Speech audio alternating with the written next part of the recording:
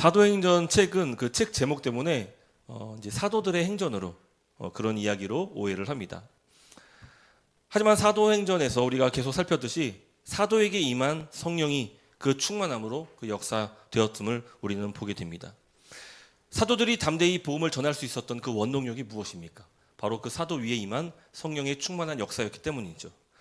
사도들의 그 모든 사역은 처음부터 끝까지 다 성령의 충만으로 감당할 수 있었던 그런 사역이었습니다. 또 교회가 성장하고 부흥하고 계속해서 하나님 나라가 확장했던 그 분명한 이유도 바로 성령의 충만한 결과였습니다. 그래서 이 책 제목이 사도행전이긴 하지만 그 성령 행전으로 보는 것이 좋다, 이런 많은 주석가들, 학자들의 의견들이 따르는 것입니다. 자, 여기서 그러면 궁금한 점이 있습니다. 자, 그렇다면 사도행전에서도 이 성령은 오직 사도들에게만 임한 것이냐, 이 질문을 할 필요가 있겠죠. 사도행전이라는 이름 때문에 아마 그런 생각을 갖게 될 수 있을 것 같습니다. 과연 사도 외에 다른 사람에게는 성령이 충만히 임하지 않았는가? 결론부터 말씀드리자면 그렇지 않다는 겁니다. 하나님의 성령은 사도 외에도 모든 많은 사람들에게 충만히 임하셨습니다. 특별히 우리가 앞으로 이제 몇 주 동안에 살펴보게 될 그 사도행전 6장부터 8장의 내용, 그 중심에 있는 그 인물, 바로 이 스데반. 그 스데반은 성령에 충만했던 사도가 아닌 그런 일반 성도였음을 우리는 알 수 있습니다. 스데반은 우리가 잘 알다시피 신약교회에서 최초로 순교했던 사람입니다. 하지만 그는 사도가 아니었습니다. 여러분, 사도들의 행전이라는 그 책 제목이 주는 기대감이 있음에도 불구하고 신약교회에서 첫 번째 순교자는 사도가 아니었다는 점입니다. 우리는 스데반이 얼마나 많은 믿음을 가졌는지를 대략 짐작하게 됩니다. 복음을 전하다가 죽음을 맞은 사람은 과연 어떤 사람일까? 한번 좀 궁금하지 않습니까? 그들은 분명히 우리와 다를 거라고 생각할 수 있습니다. 사도행전에 기록된 그 사도들이나 그 스데반과 같은 그런 사람은 우리와 비교하자니 비교할 수 없는 그런 인물로 보여집니다. 우린 너무 한결 초라해 보이는 것이죠. 사실 평안한 삶이 익숙한 우리에게는 순교라든지 교회가 복음을 전하기 때문에 받는 그 박해, 좀 멀게 느껴집니다. 괴리가 있죠. 또한 이 설교자 입장에서도 순교의 믿음을 가집시다 라고 말하기에는 사실 큰 부담감이 따르게 됩니다. 하지만 우리는 여기서 또다시 성경의 관심과 그 주목하는 바를 바라볼 필요가 있습니다. 사도행전에서 하나님의 선교는 누구의 사역이며 누구의 역사입니까? 사도가 아닙니다. 또 스데반도 아닙니다. 바로 성령 하나님이십니다. 성경은 스데반을 소개하면서 그의 모범적인 삶을 본받으라고 말하지 않습니다.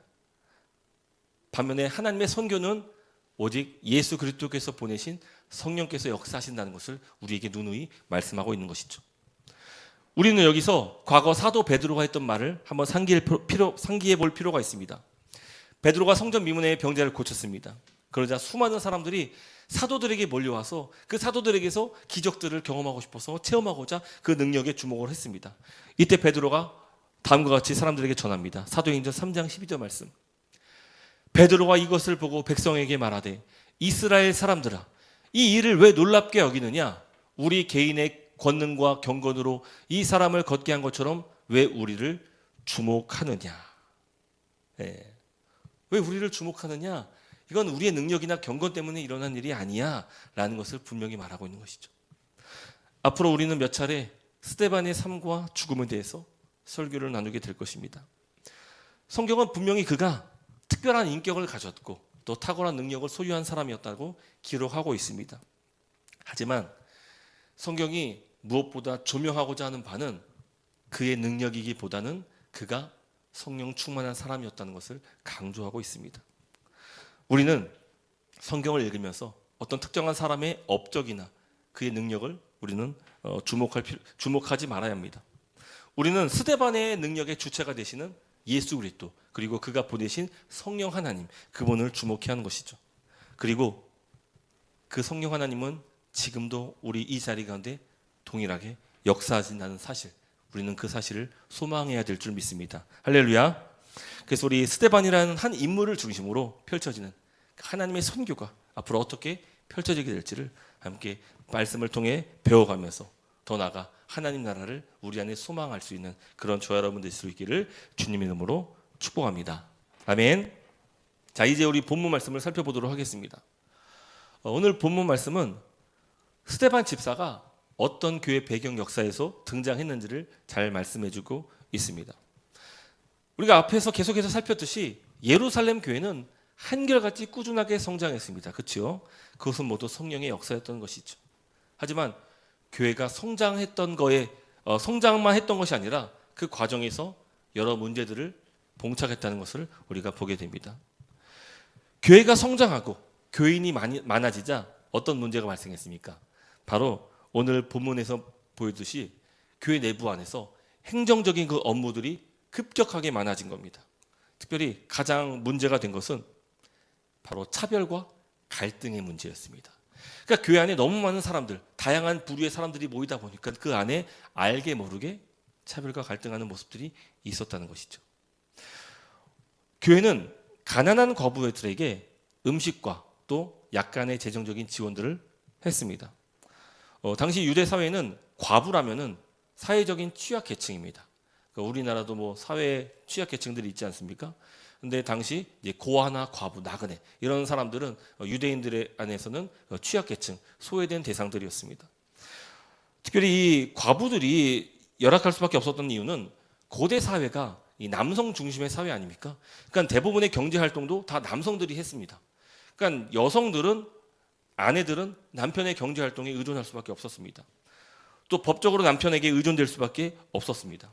그래서 이 결혼 후에 만일 남편이 사망했다면은 그 과부가 된 사람은 스스로 생계를 책임지기에 너무나도 어려움을 겪게 됐다는 것입니다. 그래서 당시 유대인들은 특별히 성경 말씀에서도 과부들의 어려운 사정을 돌볼 것을 명령하셨습니다. 또 초대교회도 우리가 그동안 살펴봤지만 계속해서 대대적인 구제 활동을 해왔습니다. 그렇죠? 그래서 이 사도행전 2장을 보더라도 그 자신들의 땅을 팔아서 가난한 사람들을 돕는 그 일들이 사도행전 2장 그리고 4장에서 이제 바나바를 비롯해서 여러 많은 사람들이 그 사역들을 감당했었습니다. 그 결과 초대교회는 그 구제 활동의 활발함으로 가난한 자가 없었다고 말씀을 기록하고 있습니다. 근데 문제는 교회가 그 정도 수준에서 멈췄던 것이 아니라 계속 성장하고 폭발적인 부흥을 맞이했다는 것입니다. 그래서 오늘 1절 말씀을 보더라도 그때에 제자가 더 많아졌는데 이렇게 본문 말씀이 시작되는 것입니다. 그러니까 여러분 오늘 나타났던 교회 문제는요. 왜 문제가 일어났냐면은 다른 게 아니었어요. 교회가 성장했기 때문에 교회가 부흥했기 때문에 성도들이 많아졌기 때문에 생겨났던 문제였습니다. 교회의 성도가 많아지자 몇 가지 문제가 발생했습니다. 먼저는 교회 구제해야 할 대상들이 계속 늘어났다는 것을 얘기하는 거예요. 그렇죠? 그러니까 당시 사람들이 부유했던 것이 아니잖아요. 계속 가난한 사람들이 교회에 몰려왔을 텐데 문제는 교회 곳간에는 한계가 있었다는 것이죠. 또 각 가정의 사정을 두루 살피면서 어떤 사람에게 뭘 필요로 하는지를 분명히 살펴봐야 되는데 그 인력들이 부족한 거예요. 누가 어떤 필요가 필요한지를 파악할 수 있는 인력이 부족했던 것이죠. 하지만 그 무엇보다 가장 큰 문제는 공동체 안에서 나타났던 차별, 갈등의 문제였습니다. 자, 오늘 본문의 정황으로 봤을 때 당시 교회에는 두 부류가 있었던 것으로 보입니다. 하나는 히브리파 유대인, 그리고 또 하나는 헬라파 유대인들이 있었습니다. 자, 히브리파 유대인이라 하면은 그냥 예루살렘에 줄곧 거주했던 토박이들, 토착민들이라고 생각하면 될 것 같아요. 반면에 헬라파 유대인들은 바로 이 고국을 떠나서 이민자 생활을 했던 그런 디아스포라, 그런 한인들, 그러니까 우리나라로 말하면 한인들, 그 미국의 뭐 재미교포, 뭐 중국의 제중교포, 제일교포 이런 한인들이라고 보면 좋을 것 같습니다. 근데 이 헬라파 유대인들이 뭐 어떤 이유든 뭐 그들이 오순절 성령의 역사를 체험하고 그들이 이제 마지막 고국에서 이제 자기 생애를 마치기 위해서 예루살렘 땅에 머물렀을 수도 있을 거고 또 어떤 사정으로 예루살렘에 왔을 수도 있겠지만 근데 예루살렘 교회 안에는 그런 외국 생활했던 이민자들이 있었다는 것입니다. 근데 알다시피 누가 더 다수였겠습니까? 당연히 그 예루살렘 지역에 오랫동안 거주했던 히브리파 유대인들이 더 다수를 차지했을 것입니다. 근데 문제는 무슨 이유 때문인지 모르겠지만 헬라파 과부들이 그 구제 명단에서 누락이 된 것이 이게 문제가 발생하게 된 것이죠. 여러분, 히브리파 유대인이든 헬라파 유대인이든 모든 과부들은 다 소외된 계층들입니다. 누군가의 도움이 결실이 필요한 자들입니다. 오히려 여러분, 이 학자들이 말하고자 하는 바는 헬라파 과부들이 히브리파 과부들보다 경제적으로 더 어려웠을 것이다, 공경에 처했을 것이다라고 그렇게 말을 합니다.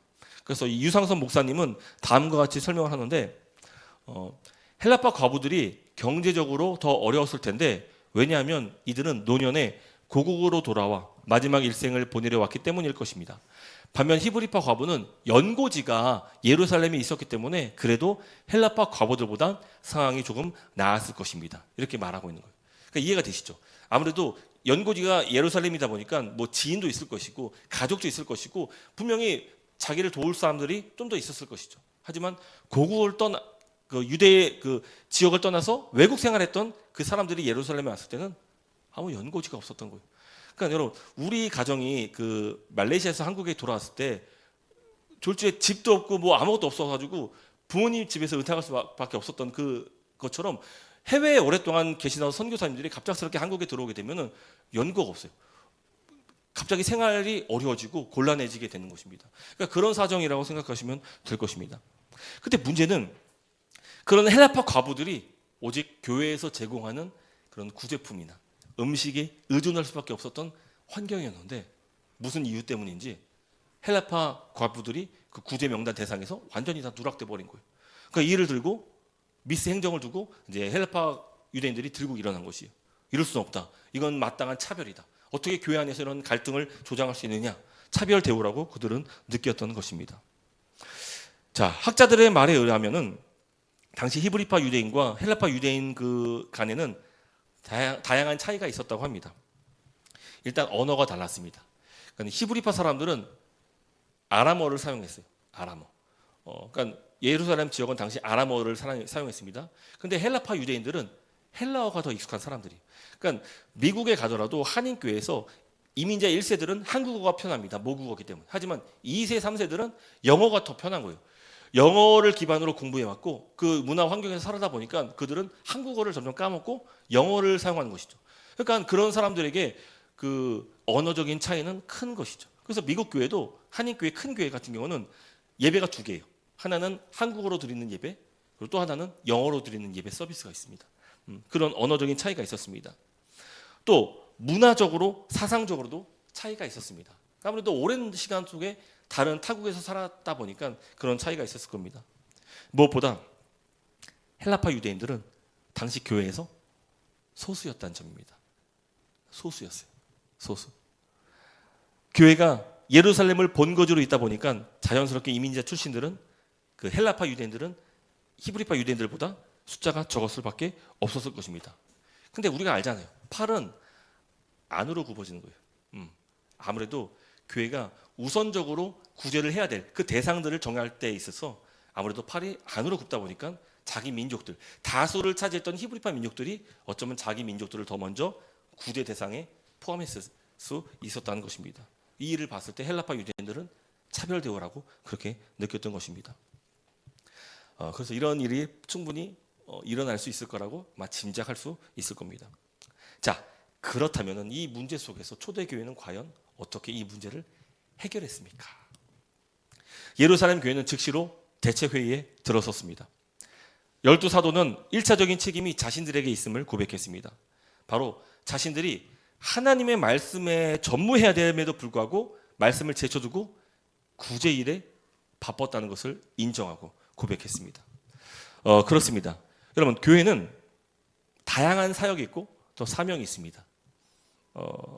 근데 항상 첫 번째가 돼야 될 그 사역이 있다면 그것은 말씀 사역일 것입니다. 그렇죠? 모든 것보다 하나님의 말씀이 우리 삶의 기초가 되어야 되는 것이죠.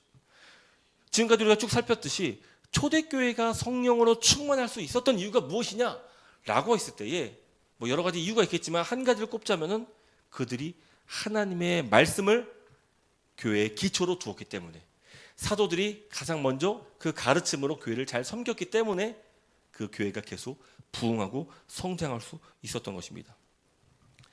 하지만 그 말씀을 제쳐두고 사도들이 다른 일로 바쁘게 되자 점차 어떻게 됩니까? 사람들이, 성도들이 하나님의 말씀에서 조금씩 멀어지게 된 것이, 그게 교회의 첫 번째 큰 위기를 가져오게 된 것입니다. 여러분, 성령 충만했던 초대 교회 안에도 내부적인 문제가 있었다면 이 땅의 모든 교회는요 다 결코 완벽할 수 없을 것입니다. 그렇죠? 문제가 있기 마련입니다. 다 문제가 있어요. 다 크고 작건 간에 문제가 있습니다. 그래서 이 교회는 예상하지 못하는 문제를 만날 때가 종종 있습니다. 그런 어려움을 겪을 때가 있습니다. 지금도 교회 안에는 다양한 문제, 갈등이 있습니다.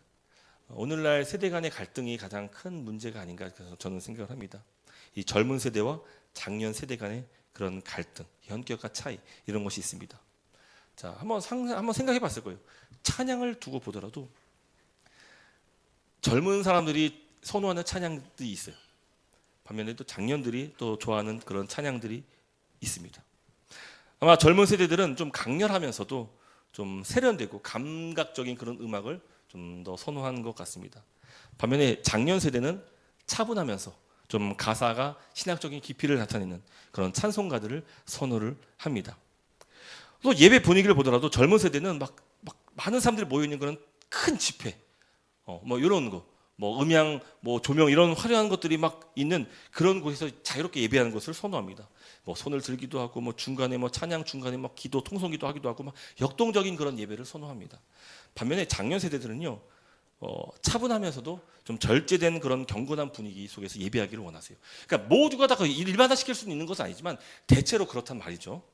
아마 이해할 겁니다, 제 말이. 예배 복장도 그래요. 뭐 젊은 세대들은 뭐 짧게 뭐 치마를 입던 뭐 노출을 한 옷을 입던 뭐 별로 크게 신경 안 써요. 내가 편하면 됐지. 내가 좀 자유롭게 뭐 꾸미면 됐지. 화려한 액세서리, 뭐 진한 화장 이런 거 뭐 합니다. 근데 장년 세대들은요, 좀 단정한 정장 차림으로 예배하는 것이 예의가 있다라고 그렇게 생각하는 것이죠. 이런 세대 간에도 간격이 있어요. 오늘날 교회에도 이런 차이가 있다는 것이죠. 그래서 문제는 젊은 세대들과 장년 세대들이 함께 예배하는 그 분위기가 쉽지 않다는 거예요. 어렵다는 것이죠. 이처럼 교회 안에도 오늘날에도 이 다양한 세대 속에서 배경에 가진 사람들이 그 차이가 있다는 것을 우리가 알게 됩니다. 하지만 우리는 여기서 중요한 질문을 던져야 돼요. 과연 예배는 누구를 위한 것이냐? 이 본질적인 질문을 던져야 하는 것이죠. 예배는 누구를 위한 것입니까? 내가 선호하고 내가 좋아하는 것을 따라서 예배하는 것이 그게 하나님 받으신 예배입니까? 아니면은 예배는 철저히 하나님이 중심이 되어야 하는 것입니까? 맞습니다. 하나님이 기뻐하시는 예배가 되어야 되는 것이에요. 각 세대가 자신이 선호하는 예배 방식을 주장한다면 그것은 결코 하나님이 받으시는 하나님 중심의 예배는 아닐 것입니다. 사람이 중심이 되는 예배가 되겠죠. 따라서 여러분, 우리는 하나님 앞에 나올 때, 예배할 때 자신의 기호, 스타일, 선호하고 내가 잘하고 내가 취향 맞는 거 이런 거 다 하나님 말씀 앞에 내려둬야 하는 것이죠. 근데 이 초대교회는 사도들이 구제 사역에 집중하다 보니까 말씀 사역에 소홀해진 거예요. 그러니까 사람들이 점점 말씀에서 벌어지고 하나님의 뜻에서 멀어지자 각자 자기 소견과 자기의 취향과 자기의 선호하는 것들이 나오다 보니까 이런 문제가 하나 둘씩 생겨나게 된 거예요. 그리고 이것이 갈등과 차별이라는 문제로 대두가 된 것이죠. 교회는 그리스도 안에서 한 몸이고 한 가족임을 우리는 매 차례 하나님 말씀을 통해서 배워나가야 합니다. 왜냐하면 우리는 한 몸으로 존재하기보다는 나 개인으로 존재하는 것이 훨씬 더 익숙하기 때문이죠. 계속 가르쳐야 돼요. 계속 강조해야 되는 것입니다. 또 교회는 누구도 차별받아서는 안 된다는 것을 우리는 분명히 믿어야 돼요. 여러분, 우리는요, 죄된 본성은 자기 자신을 사랑하게 돼 있어요. 이 말은 달리 얘기하자면 나보다 다른 사람보다 나를 더 사랑한다는 것이죠. 그래서 본의 아니게 다른 사람을 나와의 관계 속에서 차별할 수 있는 것입니다. 하지만 교회는 그래서는 안 된다는 것입니다. 교회는 우리가 산이의 교회니까 우리 교회만 최고야. 이런 교회적인 이기적인 생각도 우리는 갖지 말아야 하는 것입니다. 교회는 자신을 주장하지 않고 오직 사랑과 겸손으로 하나님 말씀에 주목해야 되는 것입니다. 그렇게 교회가 하나님 말씀 위에 든든히 세워질 때 그때 비로소 건강하게 성장하고 세워질 수 있는 것입니다. 할렐루야. 그래서 오늘 한국 교회 많은 여러 갈등의 문제들이 참 안타까워요. 특별히 이것이 이제 세대 교체가 되면서 교회가 젊은 세대들로 점점 다수가 젊은 세대로 속하게 되면서 이런 많은 교회 세대 간의 갈등들이 많이 대두되고 있는 것 같아요. 그래서 젊은 사람들이 교회를 많이 떠나게 돼요. 그 분위기에 익숙하지 못한 그 점점 멀어지고 교회를 떠나서 자꾸만 청년들이 모인 그런 교회 막 청년들이 막 찾아가고자 그렇게 하는 것이죠. 저는요, 우리가 설교 후 찬양 때 제가 많이 그 만나교회 그 찬양을 많이 틀잖아요. 이유가 있습니다. 제가 이 찬양 사역자 이 우미실 목사님의 그 사역에 대해서 영감을 받는 바가 참 큽니다. 이 목사님은 찬양을 선곡할 때 분명한 기준이 있다는 것을 제가 딱 느껴요. 이분은 자신의 감정이나 혹은 막 유행하는 찬양, 자신이 선호하는 스타일로 기준으로 그 선곡하지 않습니다. 그럼 어떻게 선곡하냐면은 철저하게 성경 말씀 본문을 중심으로 그 예배 주제나 그 예배에 따라서 그 말씀 그 선곡들을 딱 찬양곡을 딱 선곡을 합니다. 그래서 이 찬양 가사를 들어보면은 예배 전체를 다 들어보면 알아요. 찬양 가사 안에서 그 오늘 주제 말씀, 설교 본문 말씀이 너무 잘 드러나 있어요. 야, 제가 이분을 보면서 야, 정말 이 찬양 콘티를 짜면서 정말 많은 시간을 할애하면서 말씀을 묵상하고 또 그 묵상한 말씀을 토대로 그 그 찬양 선곡을 하느냐고 진짜 많은 시간이 필요로 하겠구나. 그런 것을 제가 많이 느끼게 됩니다. 여러분 그래요. 말씀을 알고도요. 그 말씀에 맞는 찬양을 고르는 게요. 그 과정이 쉽지 않습니다. 여러분 뭐 찬양 인도자들 뭐 콘티 짜는 게 막 그냥 쉽게 나오는 것 같죠. 그렇지 않다니까요. 이게 제가 말레이시아 있을 때도 그 함께 사역했던 그 부목사님을 보면은 그분이 이제 그 교회 전체 찬양 인도를 했는데 항상 사무실 책상 안에서 그 콘티 때문에 맨날 머리 아파가지고 막 그거를 막 고민하고 다시 바꾸고 막 꾸기고 버리고 다시 또 그 가서 막 하고 하루 종일 그러고 있어요. 하루 종일. 진짜 농담 안 하고 하루 종일 그러고 있어요. 막 고민하면서. 근데 그걸 제가 알겠다니까요. 그 찬양 한 곡에도 그 하나님의 말씀을 중심으로 하고자 하는 그 마음이 참 귀하다는 거예요. 그분은 다른 것보다 그 찬양에 대해서 참 열정과 그런 뜨거운 하나님을 부르시는 그 분명한 사명이 있어요. 그래서 지금 그렇죠. 미국의 한인 큰 교회에서 청빙 받아가지고 거기서 이제 찬양 사역자로 지금 쓰임 받고 있습니다. 그러니까 이런 거 하나를 보더라도요 알 수 있는 게 있어요. 이 사람이 하나님 말씀을 중심으로 하나님을 중심으로 예배하고 그 곡을 선정하고 지금 예배를 하고 있구나. 그러니까 설교자도 마찬가지잖아요. 이 말씀을 해놓고 본문 딱 정해놓고는 본문과 상관없는 얘기를 막 하는 그런 설교자가 있는 반면에 어떻게 해서도 이 본문 말씀이 하나님 말씀으로 잘 드러날 수 있도록 설명하고 설득하고 이것을 기도하고 묵상하고 가르치려고 애쓰는 그런 목회자들이 있다는 것이죠. 하나님께서 어떤 교회, 어떤 목회자를 하나님께서 사용하시냐는 것이죠. 네, 맞아요. 바로 그 마음의 중심에 하나님이 있느냐 아니면 내 개인의 선호와 취향이 있느냐 이 차이가 우리를 분명히 하나님께 예배하는 데 나아갈 수 있도록 만들어준다는 것입니다. 여러분 이런 찬양 가사 있잖아요. 찬양의 열기, 마음의 예배. 참 좋은 가사인 것 같아요. 제가 한번 천천히 한번 읽어볼게요. 찬양의 열기 모두 끝나면 주 앞에 나와 더욱 진실한 예배 드리네. 주님을 향한 노래, 이상의 노래. 내 맘 깊은 곳에 주께서 원하신 건 화려한 음악보다 뜻없는 열정보다 중심을 원하시죠. 그렇죠? 근데 오늘날 이 찬양을 누가 대부분 다 인도합니까? 젊은 사람들이 한단 말이에요. 젊은 사역자들이 한단 말이에요. 뭐 논란이 되고 있지만 뭐 어떤 특정한 뭐 워십팀, 뭐 일반 대중가요의 어떤 한 부분을 뭐 찬양곡 그 뭐 인트로에 집어넣어가지고 막 화제가 돼서 그것이 막 좀 논란을 일으킨 적이 있어요. 막 전국 노래자랑 그 인트로가 찬양 그 맨 곡 인트로에 딱 들어와가지고 이게 과연 찬양이냐 이게 과연 뭐냐. 근데 분명한 사실은 그 예배에 참여했던 젊은 사람들은 막 뒤집어졌어요. 너무 좋아했어요. 막 감격하고 막 뛰고 막 난리 났습니다. 근데 과연 우리는 이거 어떻게 봐야 되는 것이죠? 과연 그 예배가 찬양이 사람을 뛰게 만들려는 그런 찬양을 목적으로 하고 있는지 아니면 하나님께 예배하기 위해서 그 찬양을 우리가 부르고 있는지. 정말 열정이 있어요.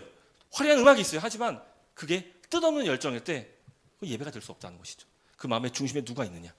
이게 모든 교회 가운데 있어야 되는 분명한 기준이 되어야 되는 것이죠. 자, 그 다음 가사. 주님께 드릴 마음의 예배, 주님을 향한 노래. 중심 잃은 예배 내려놓고 이제 나 돌아와 주님만 예배해요. 여러분, 설교자로서 어떤 유혹을 받는지 아십니까? 이 설교 한 편이 성도들에게 끼치는 영향이 크다는 것을 알고 있어요. 그러다 보니까 이 설교를 정말 잘 준비하려고 합니다. 그래서 설교자들이 하는 실수 중에 하나가 뭐냐면은 예배 시간에 너무나도 유난스럽게 설교 시간 비중을 늘리는 이런 경우들이 있기 마련입니다. 물론 필요할 때가 있겠죠. 근데 예배만큼에서는, 이 예배는 물론 설교 말씀이 중심이 되어야 되는 건 맞지만, 성경 말씀이 중심이 되는 건 맞지만, 그러나 그 목회자가 주도하는 그 사역이 중심이 될 필요는 없다는 것입니다. 그래서 찬양도 해야 돼요. 또 기도도 해야 돼요.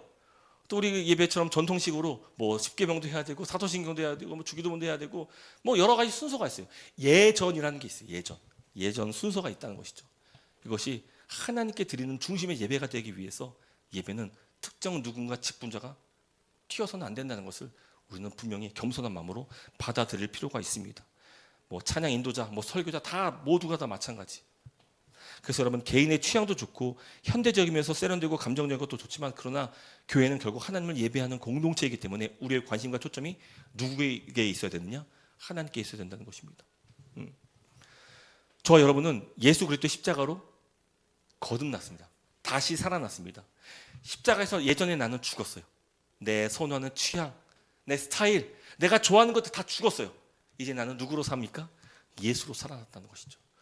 우리는 다 작은 예수 한 사람 한 사람이에요. 우리의 취향도 예수, 우리의 선호하는 바도 예수, 우리가 따라야 될 목적도 예수. 오직 예수가 목적인 사람들이 함께 모여서 이 교회를 이룰 때, 그때 교회가 비로소 건강하게 성장할 수 있는 것이죠. 그럴 때 우리가 하나님 말씀의 중심에 기준을 두고 우리 삶의 목적을 작은 예수로서 살아가기를 바랄 때, 교회 안에는 어떤 차별도 갈등도 없게 될 것입니다. 대신 뭘 우리가 더 갖게 되겠습니까?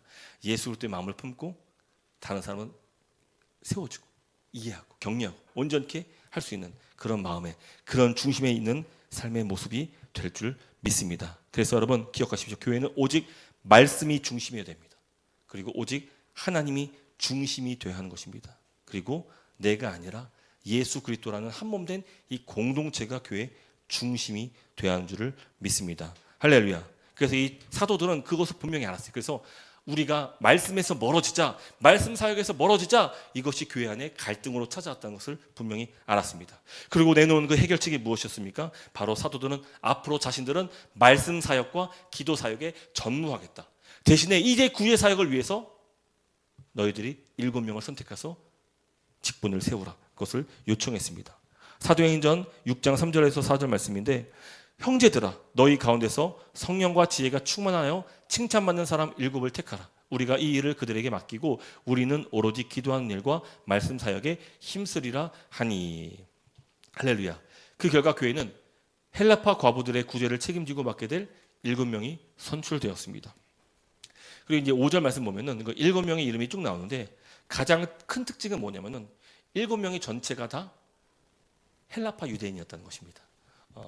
이것도 좀 의미하는 바가 있다고 생각을 해요.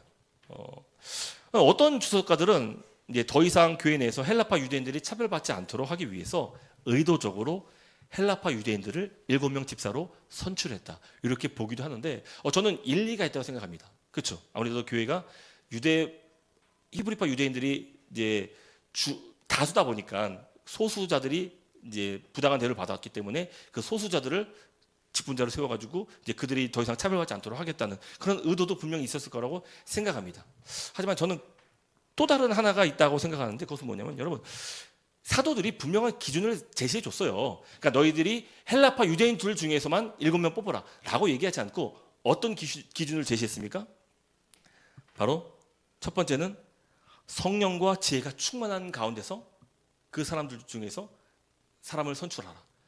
또 두 번째가 칭찬받는 사람들 중에서 그 사람들을 선택하라. 그러니까 분명한 기준을 정해줬단 말이죠. 그러니까 여기서 나열된 7명의 사람들은요, 바로 이 기준에 부합한 사람이었다는 것을 우리는 알 필요가 있습니다. 그렇죠? 성령과 지혜가 충만한 사람이었고, 그리고 칭찬받는 사람이었다. 근데 그 인물들 중에, 그 명단 중에 누가 있었습니까? 바로 앞으로 우리가 계속 살펴보게 될 스데반이 있었습니다. 스데반. 그러니까 스데반이 이런 배경 속에서, 어려운 위기 속에서 그가 등장하게 된 거예요. 무명의 한 성도가 교회 7명의 집사 가운데 한 명으로 선출이 된 겁니다. 여러분 오늘 본문을 우리가 앞으로 계속 스데반을 살피겠지만 스데반이 어떤 사람인지를 분명히 말해주고 있어요. 첫 번째, 성령과 지혜가 충만한 사람이었다. 이거 분명히 알 수 있는 거예요. 또 두 번째, 그가 사람들에게 칭찬받는 사람이었다는 것을 성경은 분명히 말씀해 줍니다. 여러분 그런 식으로 우리는 바라봐야 됩니다. 교회는 실력이 좋다든지 유능한 사람을 직분자로 세우지 않습니다. 막 일처리가 빠르고 막 뭐든지 잘하는 사람, 이런 사람을 직분자로 세우지 않습니다. 왜냐하면 교회는 유능한 사원을 뽑는 회사가 아니기 때문이죠. 자, 그럼 교회는 누구를 직분자로 세워야 됩니까? 바로 주님의 뜻에 순종하는 사람을 직분자로 세워야 합니다. 그래서 성령이 충만하고 지혜가 충만한 자 가운데서 직분자를 선출해야 됩니다. 여기서 지혜란 무엇이냐? 바로 하나님의 뜻을 잘 분별할 수 있는 그런 지혜를 가리키는 것입니다. 그러니까 성령이 충만하니까 그 말씀이 충만한 것이고, 지혜가 충만하니까 하나님의 뜻이 무엇인지를 분별할 수 있는 거예요. 그로 말미암아 하나님께 순종할 수 있는 자, 하나님의 뜻에 합할 수 있는 자가 직분자로 세워줄 수 있는 것이죠. 오늘 본문에서 등장하는 7명을 이제 장차 이제 교회 안에 세워지는 직분, 그 집사의 기원으로 보는데 저는 동의합니다.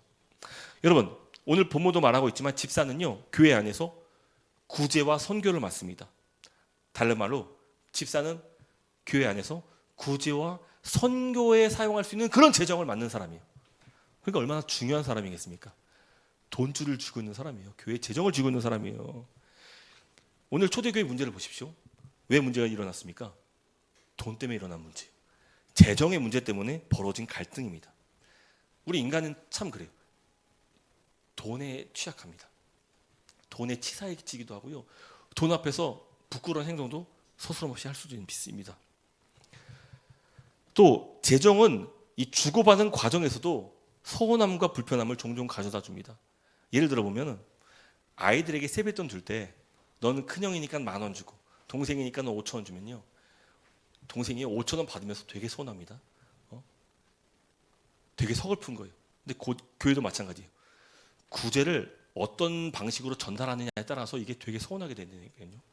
되게 지혜로워야 돼요. 그러니까 교회에서 큰 돈 해가지고 재정을 딱 줬는데도 그거 받으면서 되게 서운하고 불편한 사람이 있게 마련이에요. 그래서 교회는 하나님의 뜻대로 이 지혜를 가지고 성령의 충만함으로 이 모든 사역을 잘 감당해야 돼요.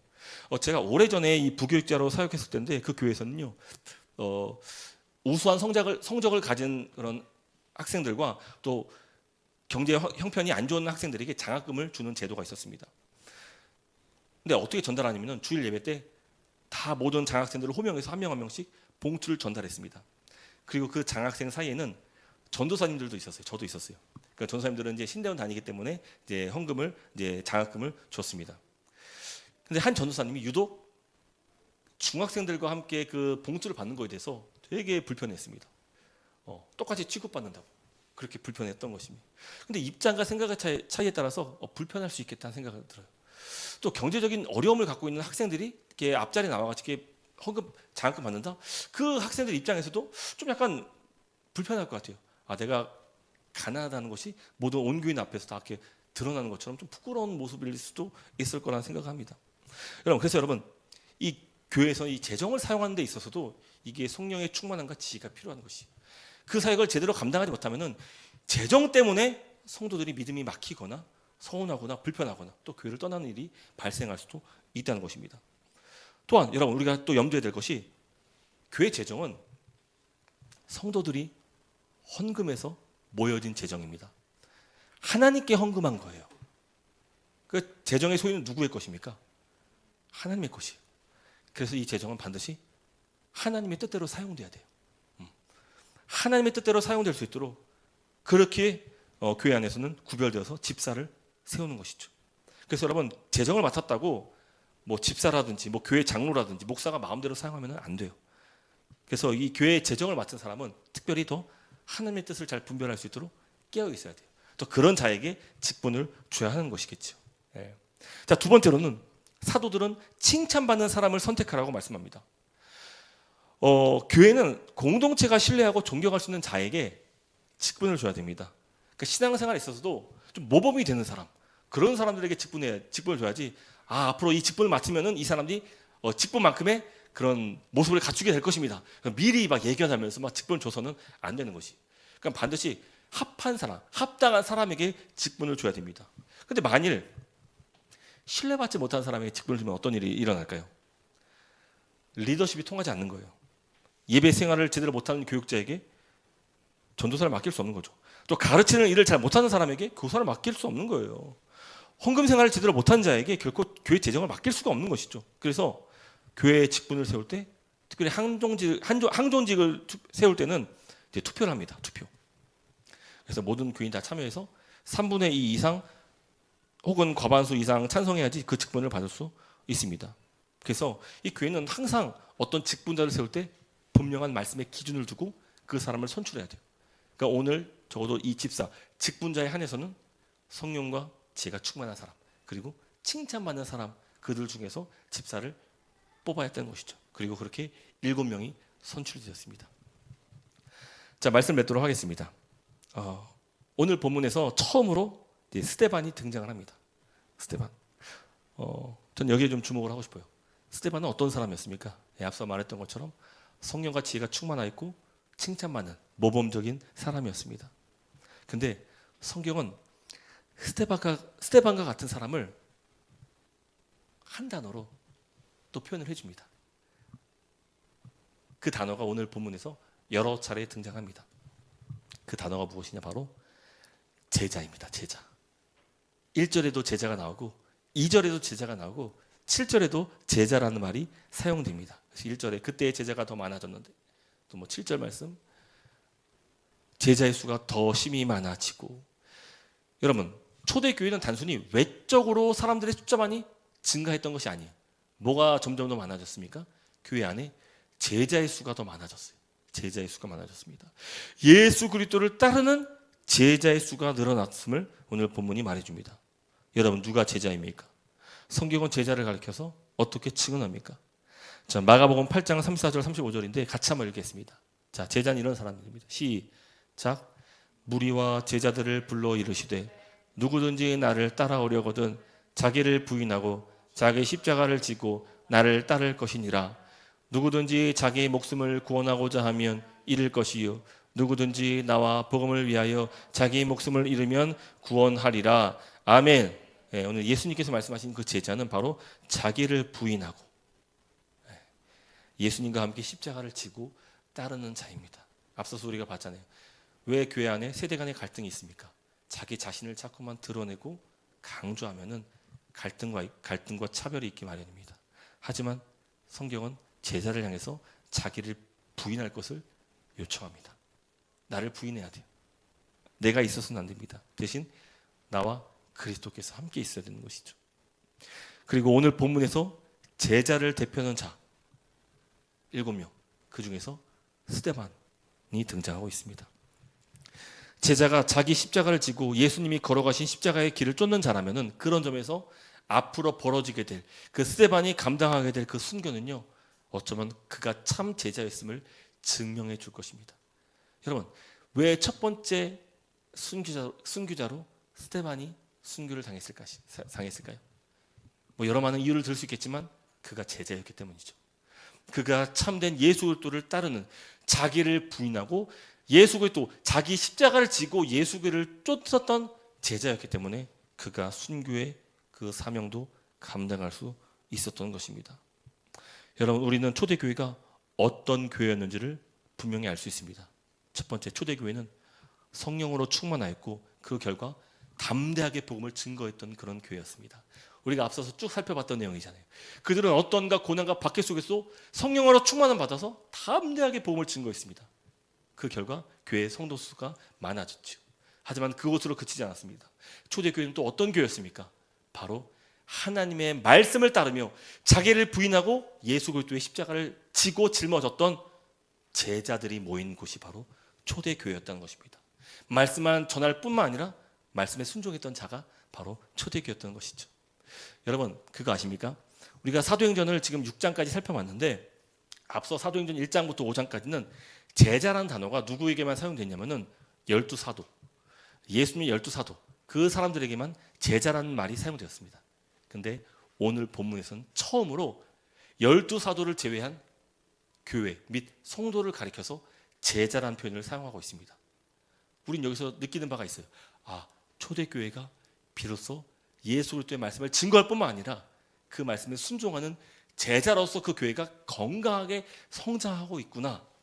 그러니까 교회 차별과 그 갈등 문제 앞에서 한국 교회나 여러 많은 교회처럼 흔들리지 않았던 거예요. 그들은 말씀의 기준을 듣고 먼저 지도자들은 우리가 말씀 사역에 기도 사역에 전무하겠다고 그렇게 나왔으며 또 교회는 전체가 온 무리가 함께 마음을 같이하여서 7명의 말씀을 기준으로 세운 그 7명을 선출하여서 그들에게 구제 사역을 담당케 했던 것입니다. 여러분, 이 땅의 모든 교회, 특별히 산위의 교회가 그런 교회가 되기를 간절히 소망하는 바예요. 우리가 각자에게 주신 능력과 달란트가 있겠지만 우리는 그것으로 하나님께 나타나는 것이 아니라 오직 하나님의 뜻과 그분의 말씀 가운데서 제자로서 순종하는 그 일 속에 우리가 성장하고 참된 제자로 나아갈 수 있는 것이죠. 그래서 여러분, 오늘 이 땅에 우리 모든 수많은 교회가 있지만 그러나 그 교회가 참된 제자일 때 그때 비로소 교회가 더 주 앞에 쓰임받게 된다는 사실을 기억함으로 오늘 우리가 주어지는 환경 속에서 내 삶 속에서 각자 고난도 있고 어려움도 있고 각자 감당해야 될 십자가도 있을 텐데 그러나 그 모든 공경 앞에서도 우리가 참된 제자로서 주의 말씀과 뜻 앞에 나아갈 수 있기를 간절히 소망했으면 좋겠습니다. 그리고 그런 스데반과 같은 인물들로 말미암아 이 땅의 교회들이 더욱더 성장하고 부흥하고 더 하나님 나라를 힘차게 확장시킬 수 있는 그런 모든 교회가 되기를 간절히 소망합니다. 할렐루야.